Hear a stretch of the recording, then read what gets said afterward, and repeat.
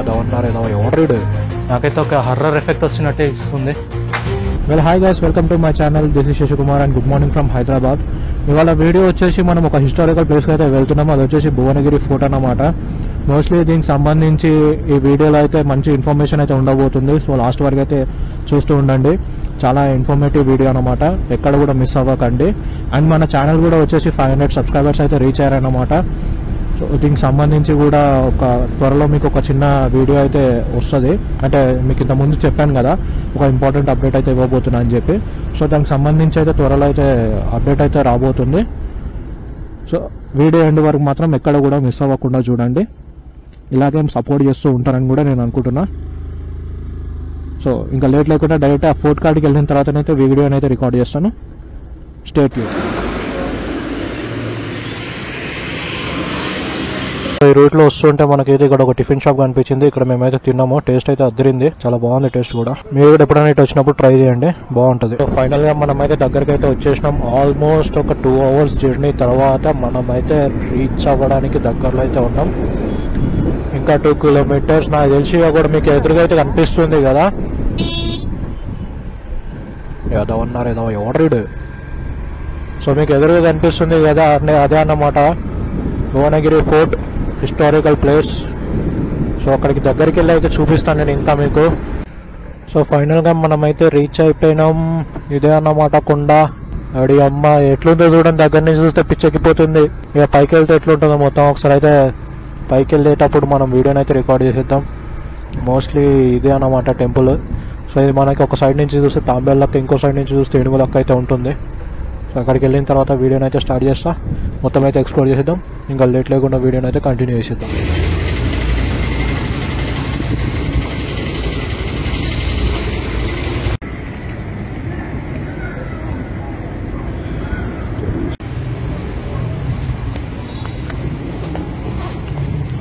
Photo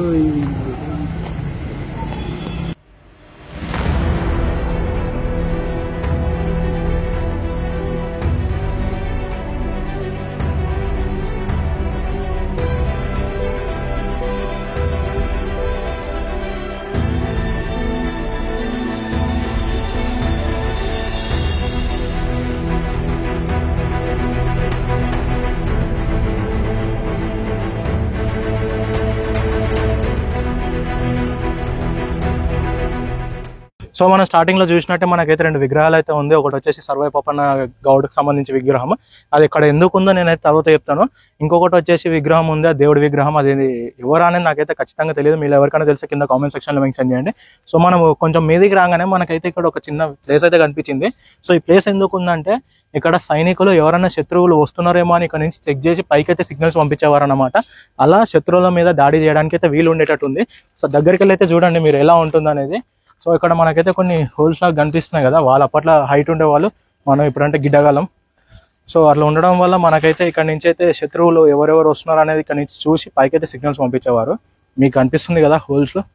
so ఇక్కడ నుంచి చూసి చెప్పేవారు అనమాట. సో ఇప్పుడు మనమైతే పైకి వెళ్దాం. ఇంకా డిఫరెంట్ ఇంకా హిస్టారికల్ ప్లేసెస్ ఏమో అని మొత్తం చూసేద్దాం. ఇంకా మీరైతే కంటిన్యూగా చూస్తూనే ఉండండి.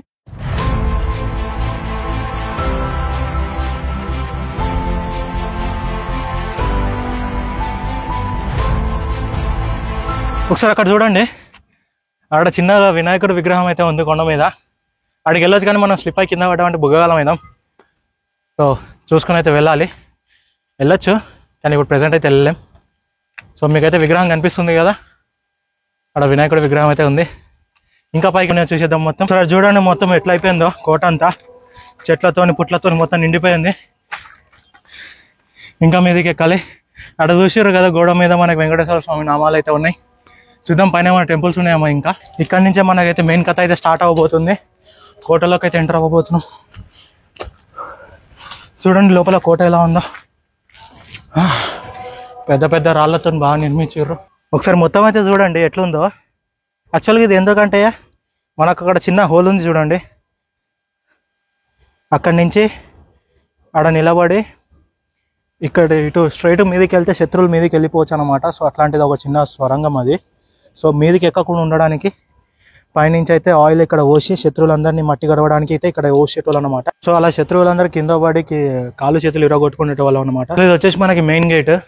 మన గోల్కొండలో ఫస్ట్ గేట్ ఎలా అయితే ఉంటుందో అదే విధంగా ఇక్కడ కూడా డిజైన్ చేశారు అనమాట. లోపల పోయి చూద్దాం ఇంకెట్లా ఉంటుంది అనేది. రండి చూసేద్దాం. సో ఇక్కడ కూడా మనకి శత్రువులు రాకుండా సిపాయిలు అయితే ఉంటారు. ఒకవేళ ఎవరైనా రాజులు విజిట్ చేయాలనుకున్నా కూడా మనకి ఇక్కడ నుంచి అయితే ఇన్ఫర్మేషన్ పోయేదన్నమాట పైకి.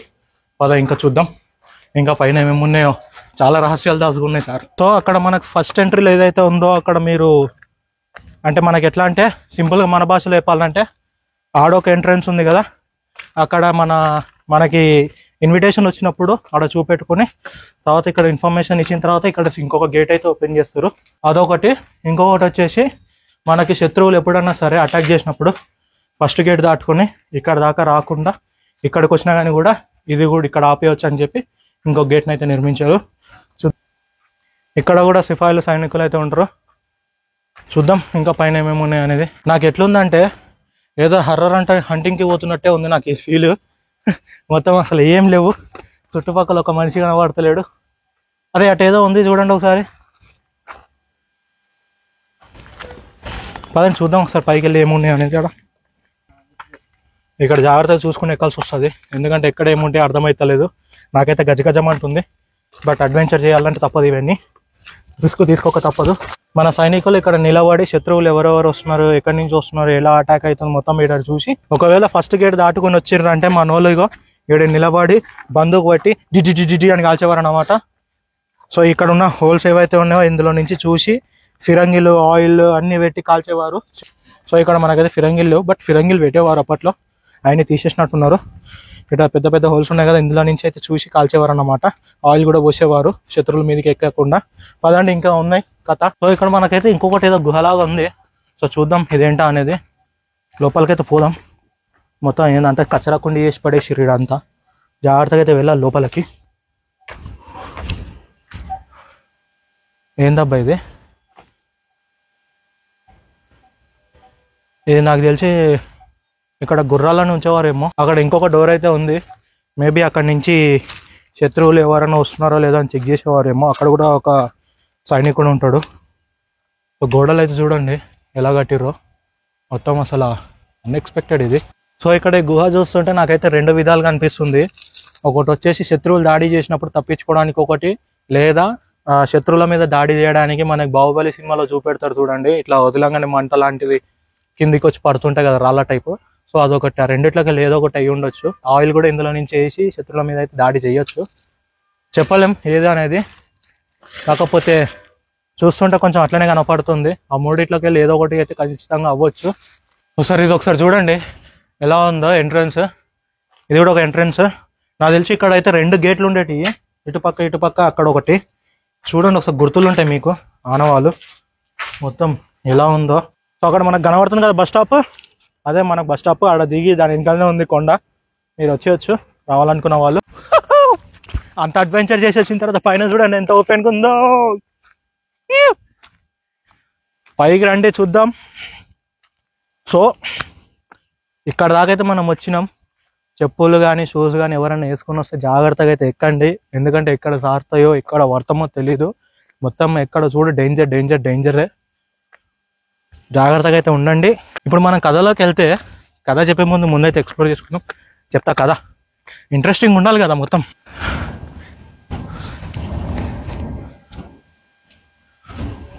జై శ్రీ బజరంగబలి.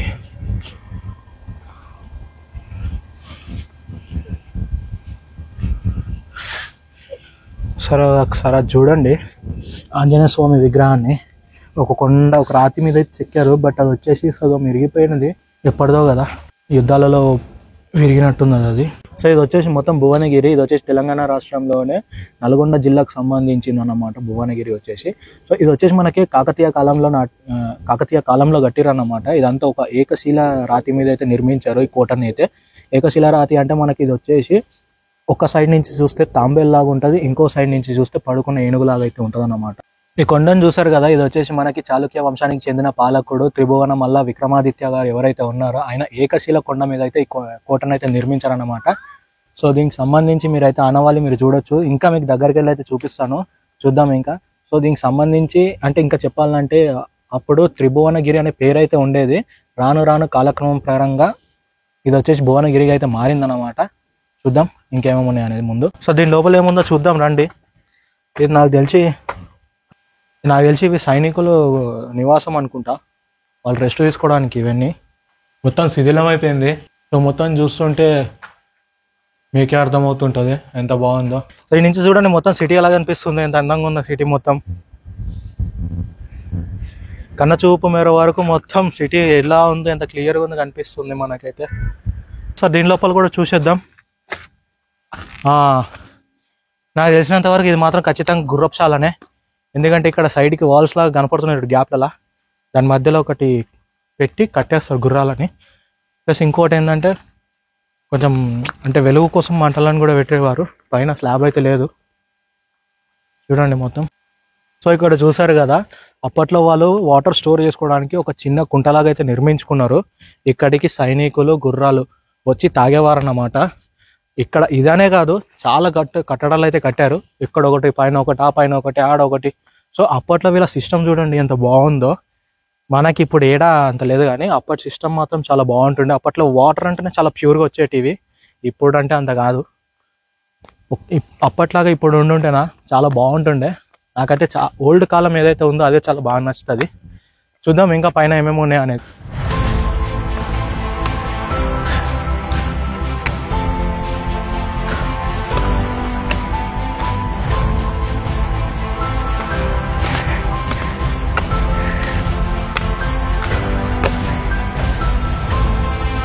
కొండను చూడండి అసలు ఎంత ఫ్లాట్గా ఉందో. ఇక్కడ చూడండి మనకి శత్రువులు దాడి చేసినప్పుడు ఇక్కడ నుంచి అయితే ఫిరంగితో కాల్చేవారు అనమాట. ఇక్కడ మనకు ఒక ఫిరంగి గుండు ఉంది. ఇది ఎట్లుంది బో, చాలా గట్టిగా ఉంది ఇది. మొత్తం ఐరన్తోనే అవ్వదు, ఇది లేపడం అంత ఈజీ కాదు. మరి అప్పట్లో వాళ్ళు ఎట్లా మోసేవారో ఏమో. ఇక్కడ గుండ్లను దాచిపెట్టేవారు అనమాట.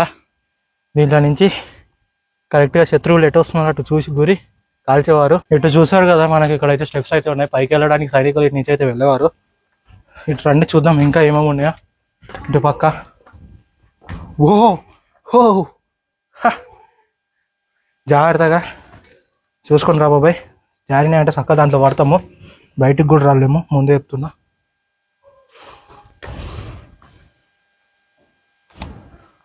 అటు చూడండి మొత్తం వాటర్ ఎట్లా స్టోర్ అయి ఉన్నాయో.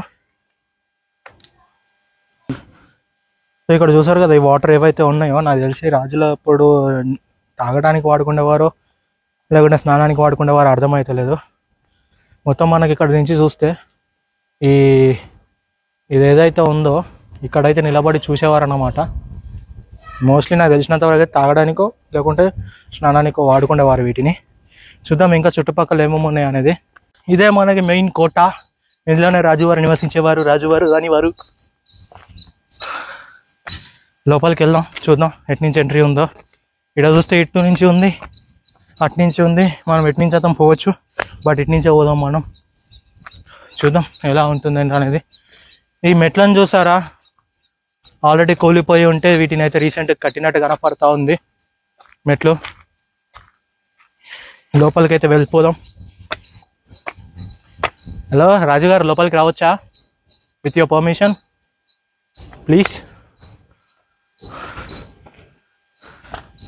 ఓ వావ్, హే ఇందా నుంచి అడిచేది మీరా? షెట్.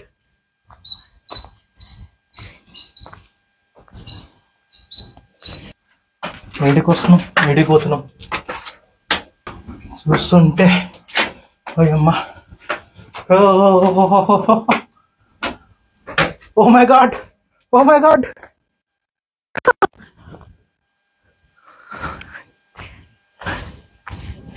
టెర్రస్ మీదకి రావడానికా?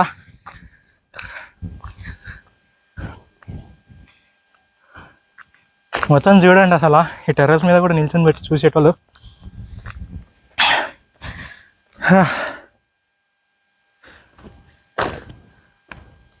అద్భుతంగా ఉంది మొత్తం. అప్పట్లో ఎట్లా కట్టిర్రయ్యామా ఇది ఇంత కొండ మీద, చిలేసిపోతుంది చూస్తుంటే నాకు.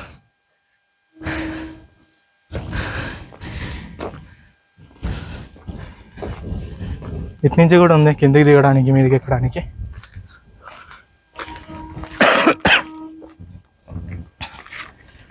రాజులందరూ ఇక్కడ సైనికులందరూ ఇక్కడ నిలబడి చూసేవారు ఎవరైనా వస్తున్నారా లేకుంటే ఎట్లా అనేది. ఆడ ముంగట ఒకటి చిన్న కుంటలా కనపడుతుందా మీకు, ఆడ కూడా నీళ్ళనైతే స్టోర్ చేసి ఉంచుతుండే. దాంట్లో మేబీ ఫిషెస్ స్నానం చేసేవారేమో.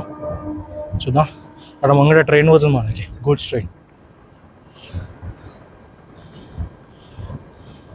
సో ఇక్కడ చూసారు కదా ఈ కోట మొత్తం ఎలా నిర్మించారో. మొత్తం ఒక కొండ మీద నిర్మించారంటే అది చాలా చెప్పుకోదగ్గ విషయమే. అప్పట్లో మరి ఎట్లా కట్టిరో అంత పెద్ద రాళ్ళు తీసుకొచ్చి ఎట్లా కట్టిరో తెలియదు. సో ఇక్కడైతే పైన అయితే సైనికులు నిలబడి శత్రువులు ఎవరైనా వస్తున్నారా లేదా చూసేవారు అన్నమాట. ఇక్కడ నుంచి కింద మొత్తం రాజ్యమే, రాజులు ఉండేవారు. ఒకసారి అక్కడ ముంగట కుంటను చూసారు కదా, మేబీ దాంట్లో స్నానం చేసేవారు లేకుంటే దాంట్లో ఫిషెస్ ఉంటుండేనో ఏమో మనకు తెలియదు. అప్పటి కాలంలో ఏమేమి ఉండేనో తెలియదు. మొత్తం ఇక్కడ నుంచి అయితే మనకైతే ఊరైతే కనిపిస్తుంది. చూడండి, కన్ను మెర వరకు అయితే మొత్తం ఊరైతే క్లియర్ కనపడుతుంది. అప్పట్లో ఇంత బాగా కట్టిరంటే అది ఒక పెద్ద చెప్పుకోదగ్గ విశేషమే. చుట్టుపక్కల ఊర్లు అప్పట్లో ఈ ఊరంతా దీని కిందికి వచ్చేది కాబట్టి రాజు వెళ్ళేవాడు అన్నమాట. ప్రజలకు కష్టాలు వచ్చినాయంటే మాత్రం మొత్తం చూసుకునేవారు. ఇక్కడ మనకు చూసారు కదా, మనకి ఇక్కడ ఇంకో మెట్లు అయితే ఉన్నాయి. ఈ మెట్ల గుండా మనం కిందికి దిగొచ్చు. ఈ మెట్లు ఎట్లున్నాయంటే చిక్కుబుక్కు రైలు మొత్తం చుట్టూరు తిరిగిరాను రా అన్నట్టు ఉంది. ఇప్పుడు దిగుతాం కదా చూడండి. అయ్య బాబాయ్ దిగుతున్న కొద్ది ఎట్లుందంట, నాకైతే అండర్ గ్రౌండ్లోకి పోతున్నట్టే ఉంది. కొంచెం భయంకరంగా కూడా ఉంది.